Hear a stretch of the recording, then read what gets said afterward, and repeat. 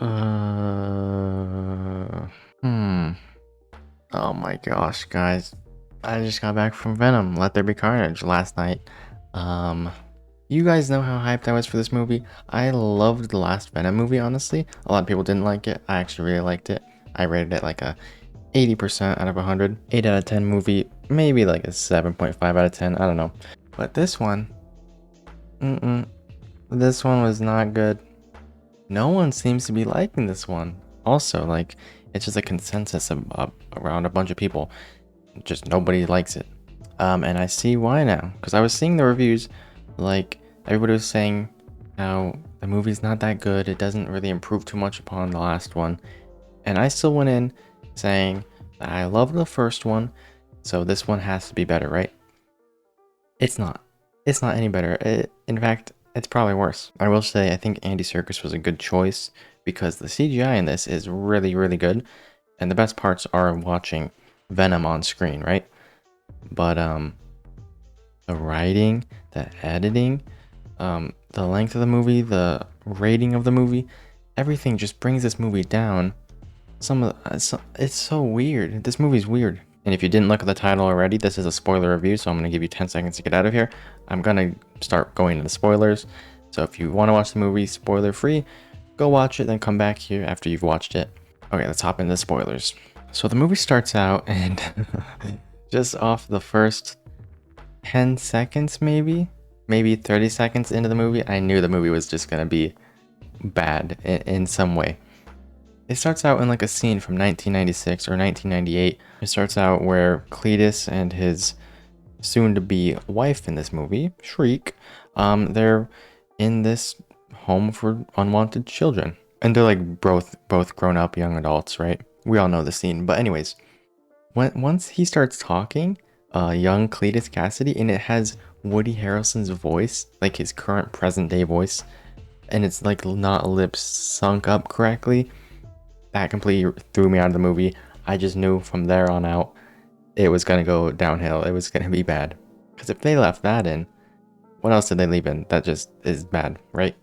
And all throughout the movie, I'm not going to do a full recap of the movie because you guys all have seen it. But all throughout the movie, it's just jump cut, jump cut, jump cut. The editing is terrible in this movie. Absolutely terrible. At one point, Shriek goes to Eddie's house and she's looking through his files and stuff, and then she goes to Dan and Anne's house to beat them up the next minute, and then about 30 seconds later, she's getting married to Cletus Cassidy in a church. No in-between time, nothing, they just jump, jump, jump. It's like, it feels like so much is cut out of this movie, and this movie could have been so much better with a longer runtime. It was so rushed. I never say that about a movie, but this was super rushed.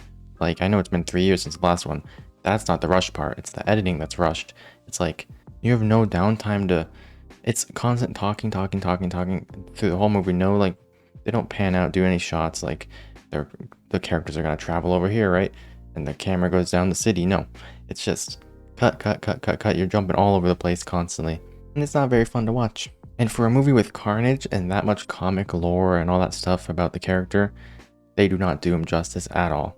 First off, with the rating, it not being R-rated, there's no blood in the movie. The only blood you will see in this movie is the one that you see in the trailer, the drop of blood on Cletus's lip when he bites Eddie. That's the only blood you'll see in this movie. I was literally looking for blood. That's it. Carnage can turn into a tornado and blade up a bunch of people off screen, and he can, like, I don't know, kind of throw people around. They can bite heads off, out of frame, of course. But there's no blood whatsoever. If this movie was R-rated and had the Suicide Squad levels of blood, it would have made it so much more entertaining. Especially for Carnage. If you're gonna do Carnage, you need the gore, you need the blood. He's a super evil character in the comics. He can like run into a convenience store, skin people alive, burn them on fire, and then become a cannibal and eat them. And this is like skipping around and, I don't know, punching people, but they're off screen, so he's just like punching the air or kicking the ground. And then the most gruesome thing that Cletus Cassidy does in this is in cartoon form. They do a little cartoon that looks like Don't Starve, the video game. And you see this little cartoon character throw a hairdryer in the bathtub to kill his mom or whatever. he takes a drill and there's a dog right here, so you know he's gonna probably drill the dog, right? They don't show it on screen, not even in cartoon form. But it's just, ugh. He needed an R rating, honestly. Like, it was taking me out of the movie so much when I saw him doing all this stuff off screen, and then you can see like bodies. Like, I guess that's the most gruesome part, right?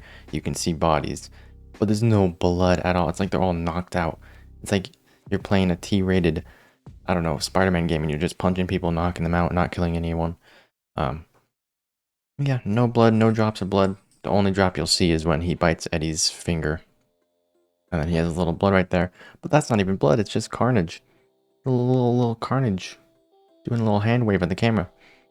So that's not even blood. When you're doing a character like this, you need that R rating. Everyone requested it for over 4 years now. And Carnage is a huge character. They should have respected him more and not given him less than 15 minutes of screen time or whatever he got in this movie. Because you do not see a lot of Carnage, I'm going to be honest. And Cletus as well. I think Woody Harrelson could play Cletus Cassidy. I thought he was good at times. I think the writing was bad and what he was saying was bad because the writing was bad. But I think he actually could play him. But not anymore, because guess what? Yeah, Venom bites his head off and kills Cletus at the end. Not to say Carnage isn't still alive, because we see the Mulligan cop, his eyes glow, but I'm pretty sure he's going to become Toxin. But there was no hint of that in the entire movie. Everyone was just confused. Like, you can literally hear the theater when Mulligan's eyes light up at the end and becomes Toxin or whatever he's going to become. The whole theater was like, huh? Just like let out a huh?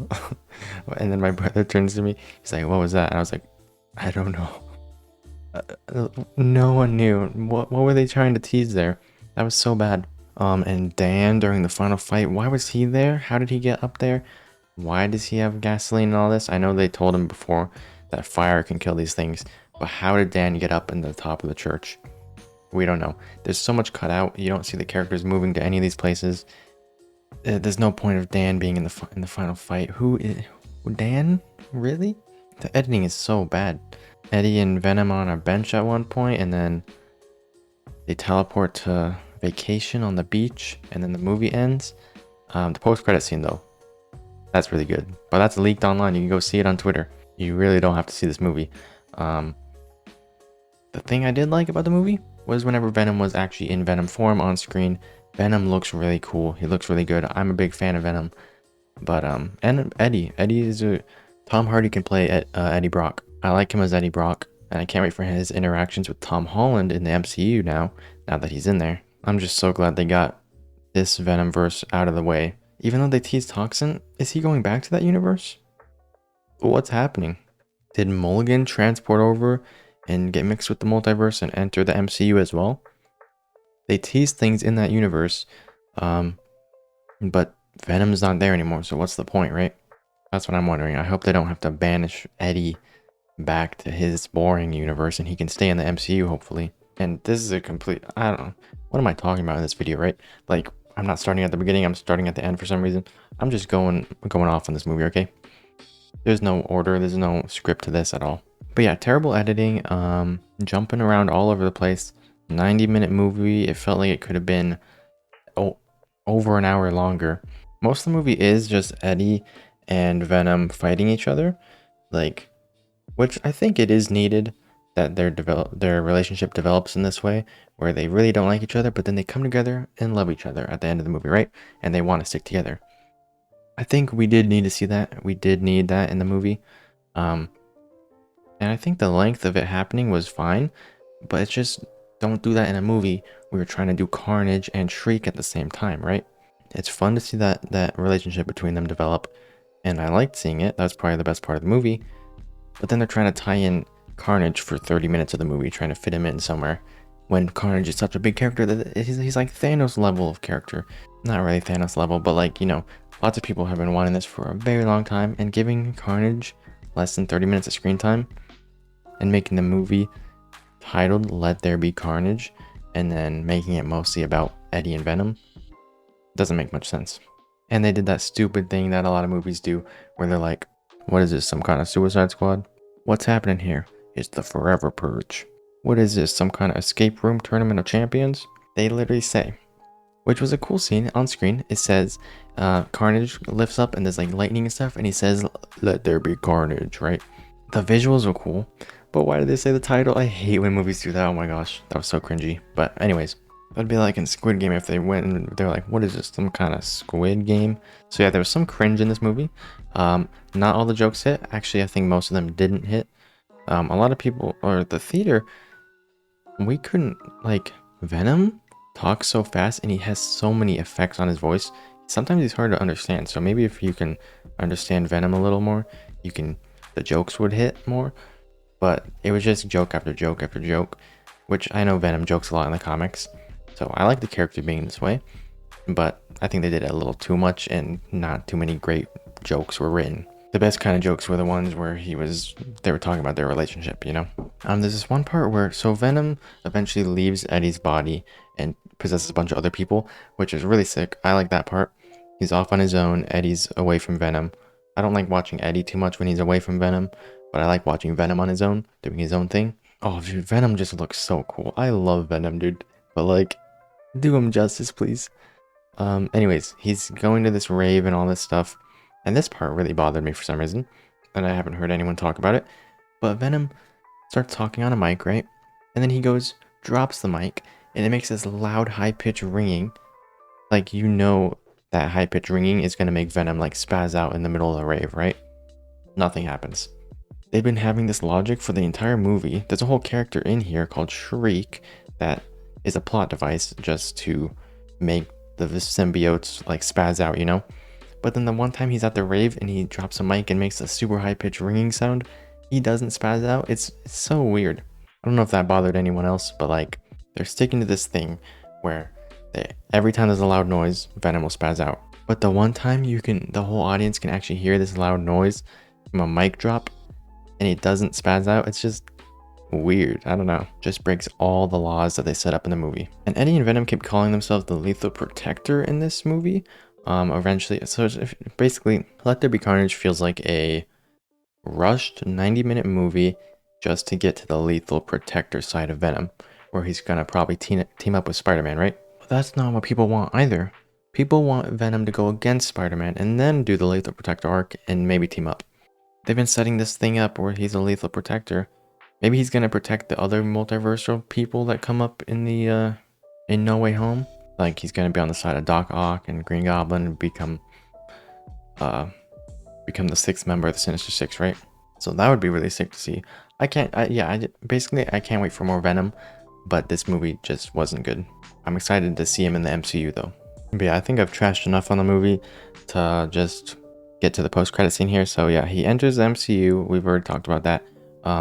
He's gonna be going after Spider-Man because J. Jonah Jameson is on screen and he calls Tom Holland's Peter Spider-Man, right? So he knows that because he has 80 million or 80 billion hive knowledge stuff, right, across universes.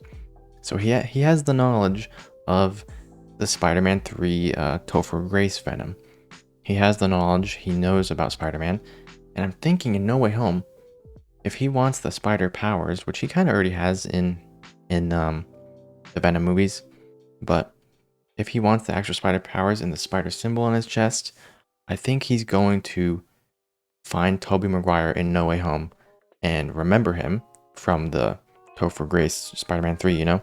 And he's gonna, like, transform Tobey Maguire again. Or at least attach to him in some way and get the web powers, because Tobey Maguire is the only Spider-Man with the actual web powers. Tom Holland and Andrew Garfield Spider-Man just have web shooter gadgets, right? So if he wants those actual Spider-Man powers and the symbol, he's gonna have to connect with Tobey Maguire's Spider-Man. So that might happen in No Way Home. That's just my prediction.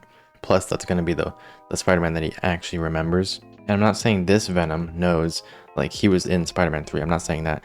He just said at the end of the movie that he has hive knowledge of all the other versions of himself, you know, across all the universes. So he would know all the knowledge from Spider-Man 3. Whatever that Venom went through died because of Spider-Man in that movie, Tobey Maguire. So he has felt that, he knows that, and he has seen Tobey Maguire's face. So I'm guessing in No Way Home, he'll, you know, mutate with him.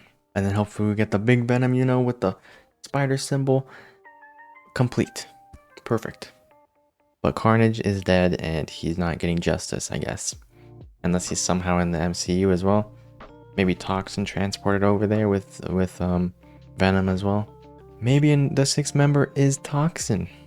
I don't know. And then Venom's gonna team up with Spider-Man in No Way Home, and they're gonna fight the Sinister Six. Who knows? That would be sick as well. You know, anything with Venom is really cool, and I like seeing Venom on screen. But this movie, not very good. And that is why we're gonna hop to my final conclusion here. My final rating for Venom, Let There Be Carnage, on the stinker meter, plugging it in here, right now, is a 50%. I was going between 40% and 50%, but well, I don't know. I'm just gonna give it a 50% right here. So that's a whole lot of stink right there. 50% stink, 5 out of 10 movie, 50 out of 100. Anyways, that's about it. That's my final conclusion of the movie. I was so excited for this movie. Maybe my expectations were too high, but this was beyond bad. I was so hyped. My literal phone wallpaper is Venom, dude. Like, what the heck? I like Venom a lot. Can't wait for him in Spider-Man 2, the video game, coming in 2023. But yeah, hopefully they do him justice in the MCU now that he's in the hands of hopefully Kevin Feige, you know. I believe in them. They're gonna get a lot of feedback from this, and they're gonna figure out that Venom just doesn't work with bad script writing, bad editing, and not R-rated. Venom doesn't need to be R-rated, but Carnage has to. So they know that now. But I don't know how they're gonna fix that because Carnage is dead now. So anyways, hopefully you guys enjoyed my review. I want to hear your thoughts on the movie, of course, down below in the comments. So let me know what you thought of the movie. Did you rate it even lower than me? Did you rate it higher? This is going to be the first movie that I actually have the thumbnail saying bad. Venom Let There Be Carnage is bad. This is the first one for the Is Bad Is Good series, where I review movies, and I'm disappointed. Sag. Anyways, subscribe if you're new. Leave a like, leave a dislike if you dislike. And that's gonna be it. I didn't go too in depth with the movie. I didn't explain every single thing that I hated, but I think I got my point across. Hopefully you guys enjoyed, and I'll see you guys in the next video.